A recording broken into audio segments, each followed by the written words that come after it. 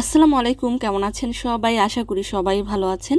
যে যেখান থেকে এই ভিডিওটি দেখছেন সবাইকে শুভেচ্ছা জানাচ্ছি। আজকের ভিডিওতে জানিয়ে দেব কুয়েতের সর্বশেষ খবর।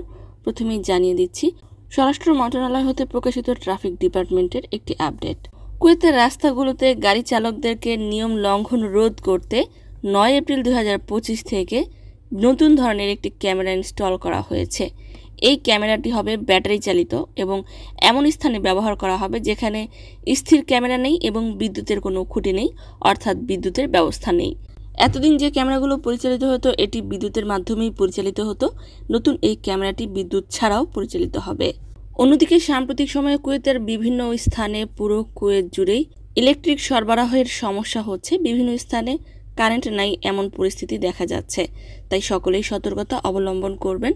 কুয়েতের ফায়ার ফোর্স টিম থেকে প্রকাশ করে বলা হয়েছে কুয়েতি নাগরিক এবং প্রবাসীদের জন্য যখন কোনো স্থানে কারেন্ট থাকবে না অথবা কারেন্ট আসা যাওয়া করছে এমন অবস্থায় লিফট ব্যবহার করা থেকে বিরত থাকতে। কেউ যদি লিফটে ঢোকার পর কারেন্ট চলে যায়, লিফট আটকে যায়, এমন অবস্থায় হুড়োহুড়ি চিল্লা পাল্লা না করে 112 নাম্বারে ফোন করে সহযোগিতা চাইতে পারবে। জরুরি উদ্ধারকারী দল এসে তাদেরকে উদ্ধার করবে। অন্যদিকে স্বরাষ্ট্র মন্ত্রণালয় থেকে প্রকাশ করে বলা হয়েছে যে criminal security sector capital investigation ডিপার্টমেন্টের মাধ্যমে 2 জন মিশরি এবং 1 জন সিরিয়ান নাগরিক মিলে একটি দলকে গ্রেফতার করতে সক্ষম হয়েছে, যারা সরকারি সংস্থার ছদ্মবেশী জাল ওয়েবসাইট তৈরি করে চোরাই তথ্য ব্যবহার করে স্মার্টফোন কেনার জন্য চুরি করত। গ্রেফতারকৃতরা আটকের পর তাদের অপরাধের কথা স্বীকার করেছে। তাদের বিরুদ্ধে আইনি ব্যবস্থা নেওয়ার জন্য কর্তৃপক্ষের কাছে পাঠানো হয়েছে। জানিয়ে দিচ্ছি একটি মর্মান্তিক খবর।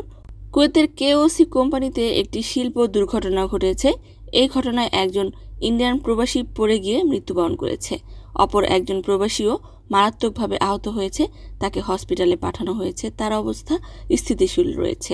এ ব্যাপারে আরও বলা হয়েছে যে এই দুর্ঘটনার কারণ খতিয়ে দেখা হচ্ছে, তবে কোম্পানির কাজ এখনও চলমান রয়েছে। দুর্ঘটনায় কোনো ধরনের কাজের প্রভাব ফেলেনি। জানিয়ে দিচ্ছি আরও একটি গুরুত্বপূর্ণ আপডেট। কুয়েতের বিভিন্ন স্থানে অনেক সময় প্রবাসীরা নির্মাণাধীন ভবন থেকে লোহার রড এমনকি নির্মাণ সামগ্রী চুরি করে থাকেন। অনেকে জেনে করে থাকেন, অনেকে না জেনেই করে থাকেন। সাম্প্রতিক সময়ে কুয়েতের নিরাপত্তারক্ষীরা সিসিটিভি ফুটেজের মাধ্যমে বেশ কিছু প্রবাসীকে আটক করেছে এই অপরাধের সাথে যুক্ত থাকার কারণে। এছাড়াও বিভিন্ন এলাকায় সিসিটিভি ফুটেজ খতিয়ে দেখা হচ্ছে যে কারা এই কাজে যুক্ত রয়েছে। তাই রাস্তার পাশে পড়ে থাকা নির্মাণ সামগ্রী অথবা নির্মাণ ভবন থেকে নির্মাণ সামগ্রী না বলে নিয়ে যাওয়াটা একটি মারাত্মক অপরাধ হিসেবে বিবেচিত হবে। তাই সকলেই সতর্কতা অবলম্বন করুন। সম্মানিত ভিউয়ার্স, আজকের মতোই ছিল আপডেট। পুরো ভিডিওটি দেখার জন্য ধন্যবাদ। এ ধরনের ভিডিও পেতে চাইলে ইউটিউব চ্যানেলটিকে সাবস্ক্রাইব করে দিবেন, ফেসবুক পেজটিকে লাইক এবং ফলো করে দিবেন যারা পূর্বেই করেছেন। সবাইকে ধন্যবাদ। আজকের মতো বিদায়। আল্লাহ হাফেজ।